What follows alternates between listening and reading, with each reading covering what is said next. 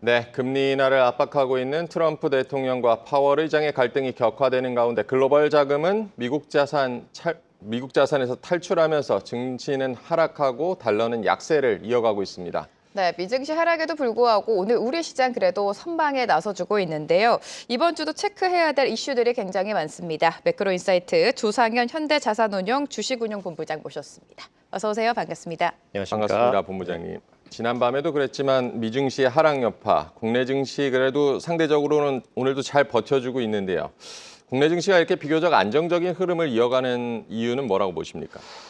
네, 요새 밤마다 그 미국 시장을 보면서 좀 잠 못 드시는 분들이 많으실 것 같은데요. 이게 변동성이 확실히 좀 많이 커지고 있다, 계속 줄지 않고 있다라는 게 가장 큰 원인인데, 상대적으로 봤을 때 미국 시장은 그동안 상승 피로감이 많이 누적이 돼 있고 수급적으로도 많이 쏠려 있는 상황입니다. 거기에 이제 트럼프 관세라는 이슈까지 터지면서 변동성이 극대화되고 있는 상황이고요. 반면에 한국 시장 같은 경우에는 그동안 보잘것 없었죠, 상대적으로는. 네. 그러다 보니 뭐 수급적으로도 깨끗하고 상승 피로감도 없고, 그래서 상대적으로 변동성이 크게 증가하지 않으면서 상대적인 관점에서 상당히 좀 안정적이다라고 좀 느껴지는 것 같고요. 시장 자체에 큰 부담이 없기 때문에 지금 바닥을 다져가는 과정으로 볼 수 있는데, 물론 한국 경제 상황 지금 매우 안 좋습니다. 미국보다 더 안 좋은 것이 사실이지만 뒤에 뭐 말씀드리겠지만 중기적인 방향에서는 이제는 좀 바닥을 다지면서 좀 좋은 뷰를 좀 가져가도 되지 네. 않을까 생각하고 있습니다. 네, 우리 시장 그동안 워낙에 못 갔기 때문에 그래도 최근에 선방하는 움직임이다라고 말씀해 주셨고요. 한미 관세 협상이 이번 주에 예정되어 있습니다. 어떻게 되든 간에 불확실성이 좀 줄어든다라는 측면에서 시장의 긍정적인 요인으로 작용할지 좀 궁금해지거든요. 어떻게 보십니까? 네, 주식시장의 네. 가장 큰 호재는 사실 불확실성 해소고요. 네. 이 불확실성 해소라는 건 결과가 나온다는 얘기겠죠. 이미 시장에서는 25% 정도의 상호 관세를 지금 프라이싱하고 있기 때문에 여기서 추가적으로 저희 협상이 결렬된다고 할지라도 크게 하락 요인으로 작용할 것 같지는 않고요. 지금 저희 이 대표단이 어쨌든 협상의 여지를 많이 열어두고 있기 때문에 만약에 좋은 결과물이 나온다면 시장은 오히려 좀 긍정적으로 반응할 가능성이 높지 않을까 생각하고 있습니다. 네, 관세 협상을 지켜봐야겠는데요. 일단은 뭐 통상 2+2 형식의 협상이 예고가 되고 있고 관세 협상이 타결이 잘 된다면 기대되는 섹터들 또 우려되는 섹터들은 어디로 보고 계십니까? 일단 미국에서 가장 원하는 것이 우리나라의 무역 흑자 축소, 그리고 안보 강화 이런 것들이거든요. 그런 거에 모두 부합하는 것이 안보와 LNG 협력 이런 부분인데, 관련한 섹터는 사실 조선, 방산, 뭐 에너지, LNG 이런 쪽이 될 것 같고요. 네. 협상이 만약에 타결이 된다 그러면 이런 쪽에서의 어떤 좀 긍정적인 흐름을 기대해 볼 수 있을 것 같습니다. 근데 보다 좀 중요한 것은 어쨌든 우리나라의 조선 산업이랑 방산 산업이 이제는 글로벌 경쟁력을 갖추고 있기 때문에 이런 좋은 뉴스에 더불어서 좀 많이 좋게 반응할 가능성이 있다 좀 보여지고요. 반면에 이제 협상이 타결됐을 때는 미국이 원하는 것을 저희가 내준 것이기 때문에 그런 부분들은 관세율이 지금 그 미국의 흑자 기조가 높은 한국의 자동차, 범용 반도체 이런 부분들이 좀 일정 부분 타격이 불가피할 것 같고, 사실은 관세보다도 비관세 장벽이 높은 쪽이 저희 이제 농산물이나 축산물 이런 쪽이거든요. 이런 쪽에 좀 수입을 종용을 하면서 관련한 섹터들이 조금 부진할 가능성이 있어 보입니다. 네, 관세라는 불확실성이 있지만 지금 기업들의 실적 발표 시즌입니다. 조선주 살짝 언급해 주셨는데 최근에 조선주가 가파른 상승을 이어왔고요. 삼성중공업이라든지 HD현대중공업은 실적 발표를 앞두고 차익 매물이 다소 나온 상황인 것 같은데 조선주 앞으로의 전망 어떻게 보십니까? 일단 앞서 말씀드렸다시피 한국의 조선산업은 글로벌리 경쟁력을 갖춘 몇 안 되는 산업 중에 네, 하나입니다. 네. 네, 그런 환경에서 지금 상승하고 있는 사이클과 작년, 재작년에 상승했던 사이클은 약간 좀 성격이 다른데요. 작년, 재작년까지만 해도 이제 상선 발주 기대감으로 좀 상승했던 면이 큽니다. 그리고 올해부터 상승하고 있는 부분은 트럼프가 대통령이 한국과 조선업에서의 어떤 협력 방안을 좀 계속 강구를 하고자 하고 있기 때문에 그런 부분에 대한 기대감이 녹아져 있다고 보고요. 그래서 이제 현 시점에서 봤을 때는 펀더멘털리는 굉장히 문제가 없는 상황이고 실적도 탄탄하고, 그렇다면 조정의 빌미가 될 수 있는 건 높이 오른 주가와 좀 부담스러워진 밸류에이션 이 정도가 될 것 같은데요. 이런 부분들은 조선업 자체의 펀더멘털이 흔들리지만 않는다면 뭐 가격 조정이 됐든 기간 조정이 됐든 일정 부분 조정 과정을 거친 다음에 향후에 다시 주도 업종으로 좀 부상할 가능성이 커 보이고요. 가장 큰 악재라고 한다면 트럼프의 변심이겠죠. 네. 트럼프 대통령이 한국의 조선업과 협력을 원한다 했던 이런 발언들을 다 뒤집고 우리는 조선업에 투자를 더 이상 하지 않겠다라고 하면 그때는 조금 위험하게 좀 봐야 될 요인인 것 같습니다. 네, 우리 조선 섹터가 앞으로 우리 시장의 주도력을 이어가겠지만 트럼프 대통령의 입도 말도 주목을 해봐야 된다라고 조언을 해주셨습니다. 조선과 함께 또 얘기해야 될 게 방산인데요. 방산 역시 관세 무풍지대로 좀 인식이 되면서 작년부터 많이 올라온 상황인데 방산 섹터 전망은 어떻게 보십니까? 방산 기업도 사실 이 랠리를 시작하게 된 이 계기는 러시아 우크라이나 전쟁 그리고 이스라엘과 IS의 전쟁 이런 네. 것들이 사실 원인이 됐었거든요. 근데 그런 부분들이 지나고 나서도 계속 방산 업종에 대해서 관심이 가게 되는 이유가 나토나 유럽 지역에서의 방위비 대폭 증가 움직임이 좀 보여지고 있고요. 과거 같으면 미국이 이제 국제 경찰을 자처해서 어떤 국제 분쟁 지역에서의 어떤 조정이나 이런 부분 역할들을 좀 해줬던 반면에 최근에 트럼프 대통령의 행보를 보면 이제 모든 이런 분쟁에서 좀 발을 빼는 분위기입니다. 각자 도생해라, 알아서 잘 지켜라라는 움직임이기 때문에 이런 측면에서 봤을 때 유럽을 비롯해 뭐 중동 국가도 마찬가지일 거고요. 향후에 방위비를 대폭 증액시킬 가능성이 높고 그랬을 때 한국 지상 방산 무기 체계는 역시 세계적인 경쟁력을 갖추게 되었습니다. 그래서 이런 부분들에서 큰 수혜가 이어질 것으로 기대가 되고 있고 시장은 그것에 반응하고 있는 것 같습니다. 네, 워낙에 관세라는 불확실성 속에 희비가 엇갈리고 있기 때문에 우리가 무풍지대를 찾아 나서고 있습니다. 조선과 방산에 더해서 엔터주도 항상 부각이 되고 있는 것 같은데 엔터 같은 경우에는 1분기보다는 앞으로의 실적이 더 기대가 된다라는 전망이 우세한 것 같고요. 화장품주, 엔터주 두 섹터도 한번 살펴볼까요? 네, 관세에서 상대적으로 자유로운 부분인 건 맞는데 한 가지 말씀드리고 싶은 게 이 엔터나 화장품 같은 경우에는 일반 소비자가 소비하는 B2C 품목이죠. 네. 하지만 조선이나 방산 같은 경우에는 B2B 품목일 거고요. 그러다 보니까 일반 개별 소비자의 선호도가 더 수요에 영향을 미치는 거고요. 그리고 개별 브랜드나 아이템이나 뭐 아이돌별로도 사실 마케팅 차별화가 크기 때문에 소비자들에게 소구할 수 있는 그 파급력은 다르다고 봅니다. 네. 결국 말씀드리고 싶은 건 이 엔터나 화장품 같은 경우에는 다 같이 움직인다기보다는 개별 기업의 실적, 펀더멘탈에 따라서 주가가 심각하게 차별화될 가능성이 높다. 그렇기 때문에 상향식 접근으로 저희가 흔히 얘기하는 바텀업 접근으로 보셔야 된다라고 말씀드리고 싶습니다. 네, 개별 기업 실적에 따라서 주가 변동성이 있을 수 있다는 점도 짚어주셨습니다. 조기 대선 국면이고 대선 공약과 지금 정부 지원 기대감으로 AI 반도체 같은 경우는 좀 기대감이 커져 있는데요. 앞으로도 좀 긍정적으로 보십니까? 최근에 이재명 대통령 후보께서 광폭 행보를 보이고 계시는데 냉정하게 말씀드리자면 이 정치권의 어떤 움직임이나 AI 반도체를 비롯한 뭐 환경 요소든지 뭐 이런 산업들의 연관성은 사실은 단기적인 트레이딩 기회로 활용하시는 게 좋다. 왜냐하면 결국에 항상 본질적으로 말씀드리는 건 주가를 움직이는 요소는 개별 기업의 펀더멘탈이기 때문에 이런 어떤 테마성이나 단기적인 움직임은 저희가 철저하게 트레이딩 요소로 좀 보는 게 맞을 것 같고요. 네. 결국에 AI 반도체 사이클의 수요를 결정하는 핵심 요소는 미국 빅테크 기업들의 AI 관련 투자가 지속해서 이어질 수 있느냐, 그리고 그렇게 투자해 놓은 것들이 수요로 이어질 수 있는, 예를 들면 뭐 AI 에이전트 같은 게 있겠죠. 이런 것들이 수요가 확실하게 침투할 수 있느냐, 이 두 가지 요소를 좀 보는 게 가장 중요할 것 같고요. 현재 AI 산업의 기술 발전 속도나 실생활 침투 속도가 생각보다 좀 빠른 것 같습니다. 그런 것들을 감안하면 아직 AI 반도체 사이클은 진행 중이다라고 좀 말씀을 드리고 싶습니다. 네, 미국 시장으로 가보도록 하겠습니다. 최근 M7 기술주의 하락이 좀 두드러지고 있는데 엔비디아 같은 경우에는 간밤에 100불선까지 내주면서 하락세를 보이고 있고 실적 발표를 앞둔 테슬라 역시 5% 하락을 했고요. 알파벳도 실적 발표를 앞두고 있습니다. 미국 기술주 그리고 국내 반도체주의 흐름을 어떻게 예상하고 계십니까?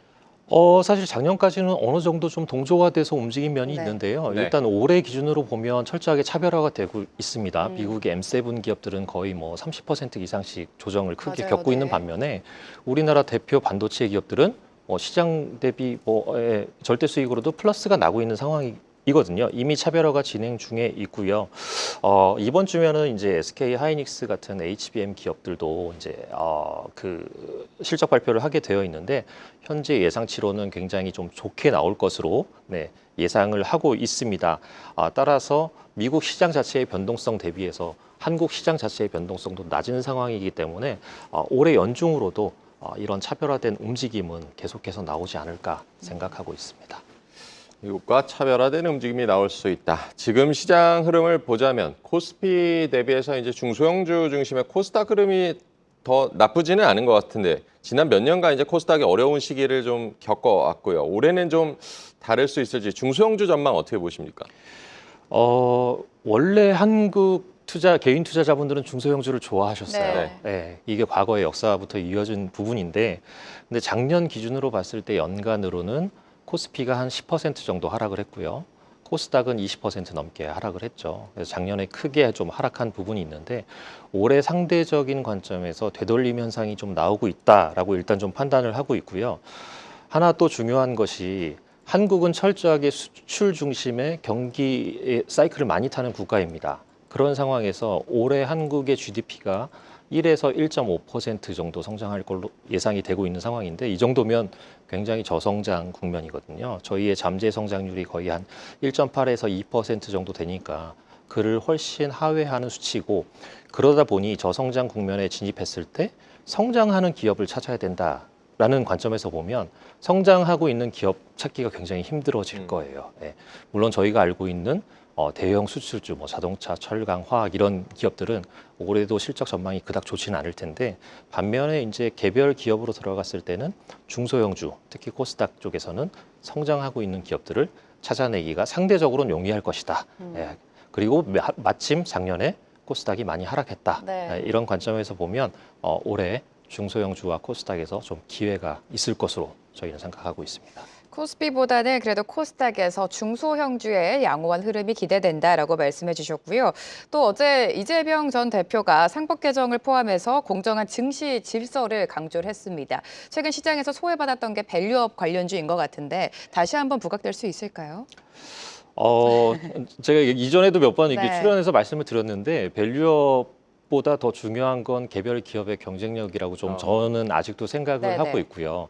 물론 밸류업 좋은 기업이고 성장하고 훌륭한 기업인데 밸류업까지 더해지면 저희가 다른 나라 대비해서 저평가 받았던 밸류에이션까지 상승할 수 있겠지만 그렇지 않고 성장이 없는 기업인데 강제적으로 밸류업만 시킨다 했을 때는 그 효과는 일시적이다. 라고 좀 아직 생각을 하고 있습니다. 그래서 다시 결론적으로 말씀드리지만 뭐 단순한 일방적인 어떤 밸류업 팔러시 정책의 어떤 발현에 따른 뭐 시장의 상승을 기대하기보다는 개별 기업단에서 이 기업이 얼마만큼 국제 경쟁력을 갖고 있고 실적을 잘 내고 있고 주주 환원을 잘하고 있고 이렇게 좀 개별적으로 포커스해서 보시는 걸 추천을 드립니다. 각각 기업의 경쟁력에 조금 더 주목해야 된다라고 말씀해 주셨습니다. 작년 시장을 돌아보면 전체적인 지수가 올랐다라기보다는 개별 종목 안에서 좀 크게 상승한 종목이 눈에 띄었던 것 같습니다. 개별주 장세가 이어졌던 것 같은데 올해도 좀 종목 장세가 이어질 것이라고 보십니까? 네, 올해가 더 네. 특히 좀 심화될 것 어. 같고요. 그 원인이 작년보다 GDP 성장률은 더 떨어지고, 그런 반면에 올해 저희가 가장 크게 한국 시장을 좀 긍정적으로 평가하고 싶은 부분 중에 하나가 네. 글로벌리 봤을 때 가장 공격적인 금리 인하 사이클이 필요한 국가다라는 생각입니다. 이게 그러니까 이제 배드 이즈 굿인 거죠. 안 좋은 상황이기 때문에 금리 인하를 빠르게 할 수밖에 없고 그런 상황이면 사실 저희가 이제 일반적으로 주식을 평가할 때 가치 평가를 할 때 할인율이라는 걸 적용을 하는데 이 할인율이 이제 금리와 연동이 되어 있거든요. 금리가 빠진다는 얘기는 급격하게 하락한다는 얘기는 할인율이 크게 축소될 수 있다는 얘기고 이것은 EPS가 성장하지 않아도 밸류에이션을 높여줄 수 있는 요인이 있다. 저희는 그렇게 생각을 하고 있습니다. 그래서 올해도 그렇게 보면 전체 기업 기업들의 코스피 전체 기업 이익이 전반적으로 상승하는 것은 아니기 때문에 그중에 특출나게 상승하는 개별 종목들의 밸류에이션은 크게 올라갈 여지가 있다. 그쪽으로 수급이 쏠릴 가능성이 있다. 결국에 개별 종목들이 아웃퍼폼을 할 가능성이 있다라고 좀 말씀을 드리고 싶습니다. 네, 올해 종목 장세가 작년보다 더 뚜렷해질 수 있다라고 짚어주셨습니다. 앞서 기술주 얘기를 잠깐 했었지만 최근에도 M7 기업들 주가 좀 조정을 받는 반면에 중국의 주요 기술주들 상대적으로 좀 부각이 되고 있는데요. 물론 뭐 밸류 차이도 그동안에 뭐 크게 나기도 했고 이런 미국과 이 비미국 증시 간의 차별화 이런 현상은 지속될 거라고 보십니까?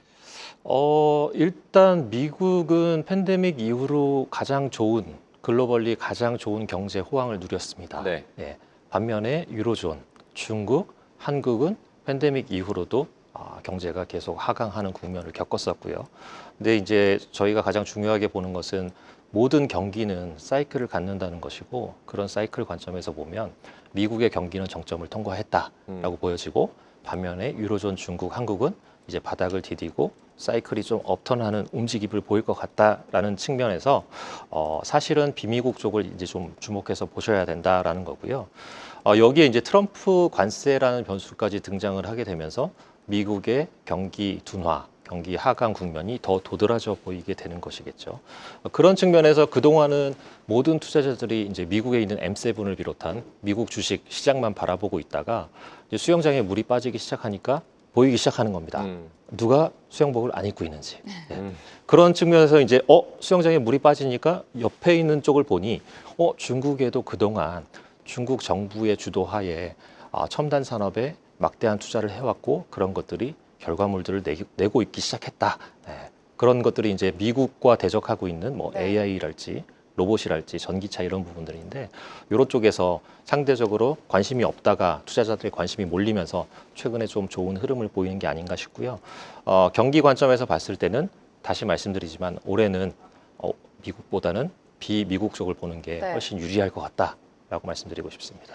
네, 올해는 미국보다는 비미국 증시를 봐야 된다. 최근 미증시 하락에도 우리 시장 디커플링하면서 선방해주고 있습니다만 그래도 미증시 영향을 안 받을 수는 없습니다. 미증시의 앞으로의 전망 좀 반등하기는 어렵다고 보시는 겁니까?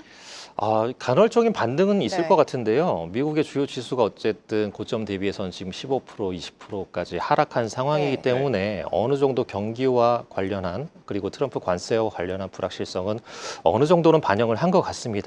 하지만 트럼프 2기 집권 이제 막 시작했고 앞으로 4년 동안 관련한 정책들은 계속해서 추례가 될 것이고 무엇보다 중요한 것은 미국은 경기 사이클은 지금 둔화되기 시작했는데 트럼프의 관세를 포함한 이런 어떤 부분 때문에 오히려 인플레이션은 지금 안 떨어지고 계속 강하게 나오고 있는 상황이거든요.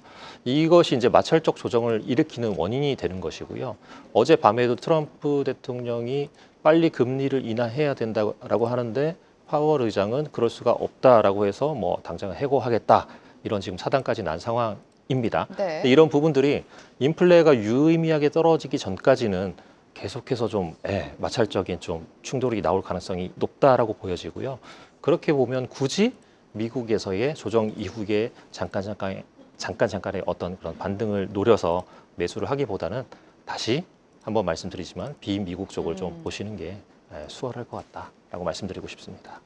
네, 굳이 미국보다는 비미국을 보는 것이 더 수월할 것이다. 미국이 주도하던 시장에서 비미국 증시의 매력도가 말씀하신 대로 커진다면 우리 시장 역시 기회가 된다고 보십니까? 네, 주식 투자 관점에서 항상 모든 것은 상대적인 게임인데요. 미국의 수익률, 기대 수익률이 좀 리스크 대비 리턴이 낮다라고 판단이 되면 네. 상대적으로는 한국, 중국, 유로존의 어떤 기대 수익률을 좀 높게 볼 수 있는 부분이 있는 것 같고요. 지난 3년 동안 코스피가 마이너스 6% 하락했습니다. 네. 3년 동안 지수는 오히려 빠졌다는 얘기죠. 지금 아무리 뭐 금리가 낮게 형성이 되고 예금을 뭐 금리를 낮게 준다고 해도 마이너스 6%의 지수 상승률이면 사실 굉장히 좀 참담한 상황이고요. 그 덕분에 많은 개인 투자자분들, 기관 투자자분들이 작년 하반기 그리고 심지어 최근까지도 미국 시장으로 많이 좀 옮겨가신 것 같아요. 근데 이제는 좀 다르게 접근해 보시는 게 좋을 것 같고요. 한국 경제 매우 안 좋고 정치적인 불확실성 아직까지 여전히 지속이 되고 있긴 하지만 그만큼 프라이싱이 됐기 때문에 밸류에이션도 싸다. 저희가 올해 그리고 내년 가장 한국 증시를 좋게 보고 있는 주요 요소 중에 하나는 올해 연말 기준으로 보면은 기준금리가 2에서 2.25%까지는 떨어질 것이기 때문에 이 금리 인하 모멘텀이 한국 주식시장에는 가장 큰 호재로 작용하지 않을까 생각하고 있고 다시 말씀드리지만 금리 인하는 할인율의 축소이기 때문에 밸류에이션을 상승시킬 수 있는 요인으로 작용할 것이다. 이렇게 생각하고 있습니다. 네, 금리 인하 기대감도 있고 우리 증시 전망이 좀 밝다, 긍정적이라고 봐주셨는데 외국인 같은 경우는 좀처럼 이제 매수에 나서지는 않고 있는데요. 외국인들이 시장에 유입되려면 어떤 조건들 좀 필요하다고 보십니까? 일단 외국인이 돌아온다고 하면 패시브 투자, 그러니까 지수에 투자하고 있는 바스켓을 투자하는 외국인이 돌아와야 진정한 외국인의 네. 귀환이라고 생각을 하는데요. 이런 외국인들이 돌아왔을 때는 사실 시가총액 상위 기업들을 다 삽니다. 수동적으로 사는 거기 때문에 다 사고 그렇다고 하는 얘기는 결국에 시가총액 상위 반도체, 자동차, 금융, 조선, 방산, 헬스케어 이런 업종들로 좀 매수가 들어올 가능성이 크고요. 이들은 한국 시장 자체를 매수하는 것이고 한국 원화를 매수하는 것이기 때문에 원하는 강세로 돈다는 어떤 확신 그리고 한국 시장의 어떤 펀더멘털이 더 이상은 나빠지지 않는다는 확신이 들면 패시브한 외국인이 돌아오지 않을까 생각합니다. 네, 환율이 좀 하락을 해야 외국인의 적극적인 매수가 들어올 수 있을 것 같은데 외국인의 매수가 돌아온다면 자동차랑 반도체를 좀 말씀해 주신 것 같아요. 자동차 업종도 긍정적으로 보십니까?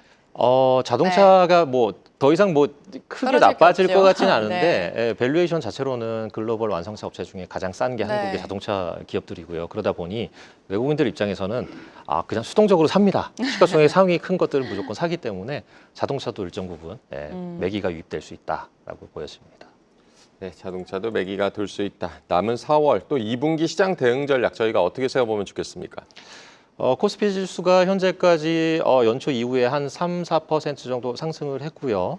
코스닥 지수가 한 11% 정도 상승을 하고 있는 상황이어서 글로벌 증시로 봤을 때는 상대적으로 지금 선방하고 있다라고 보여집니다.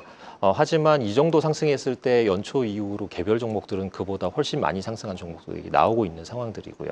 그래서 올해는 개별 종목을 굉장히 눈여겨보셔야 된다라고 다시 한번 말씀을 드리고 만약에 지수, 코스피나 코스닥 지수에 투자하시는 분이라 그러면 저희가 올해 코스피 기대 수익률을 한 10%에서 15% 정도로 연간으로 보고 있기 때문에 이런 레벨들을 감안하셔서 지수가 많이 빠지면 들어오시고 너무 많이 올랐다 싶으면 들어오지 마시고 이런 좀 짧게 보시는 게 좋을 것 같고요. 반면에 성장하는 개별 기업들을 나는 중기 이상으로 홀딩해서 가져가겠다 하시면 실적, 2분기 실적 좋고 2분기 실적이 나오게 되면 연간 실적까지 다 이 리비전이 될 거기 때문에 그런 부분들을 확인하셔서 실적이 뚜렷하게 증가하는 종목들을 부담스럽지 않은 가격에 매수하시라. 선별적으로 매수를 하시라라고 좀 권고를 드리고 싶습니다. 실적이 뚜렷하게 증가하는 종목들을 선별적으로 매수해보자라고 조언을 해주셨습니다. 오늘 조상현 현대자산운용 주식운용본부장과 함께했습니다. 고맙습니다. 감사합니다. 고맙습니다.